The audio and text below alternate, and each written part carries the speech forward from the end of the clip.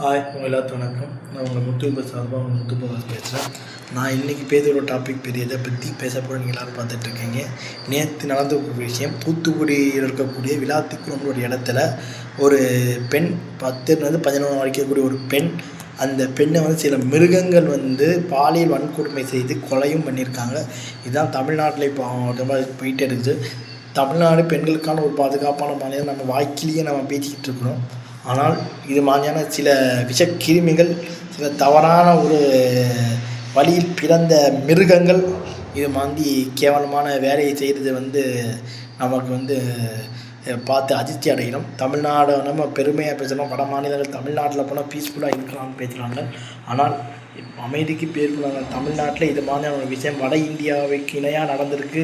இது ஒரு விஷயத்தை மட்டும் சொல்லலை, நம்ம கோயம்புத்தூரில் சொல்லலாம், நம்ம அண்ணா யூனிவர்சிட்டியில் சொல்லலாம், இப்போ விளாத்திக்குளம் ரோட் ஆக்சிடென்ட் மாதிரி நம்ம ஒரு நாள் ஒரு பேப்பரில் படிக்கிறப்போ ஒரு விஷயம் ஒரு சாலை விபத்து மாதிரியும் ஒரு பாலியல் வன்கொடுமையும் ஒரு இதுவாகிடுச்சு. துபாய் மாதிரி இது கடுமையான சட்டங்கள் இல்லை.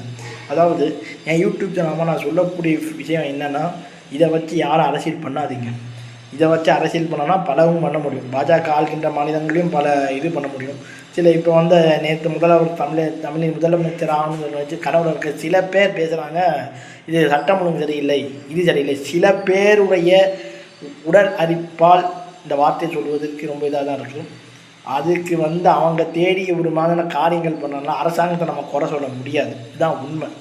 இது என்ன கவர்மெண்ட்டாக வந்துட்டு, அது பாஜக வந்தாலும் ஆளுங்கின்ற மாநிலமாக வந்தாலும் சரி, இங்கே இது ஆனாலும் தமிழ்நாட்டில் திமுக ஆளுங்கின்ற கவர்மெண்ட்டாக இருந்தாலும் கர்நாடகாவில் காங்கிரஸ் கவர்மெண்ட்டாக இருந்தாலும் சரி, இது திருத்த வேண்டும் என்றால் கடுமையான சட்டம் நம்ம கொண்டு வரணும்.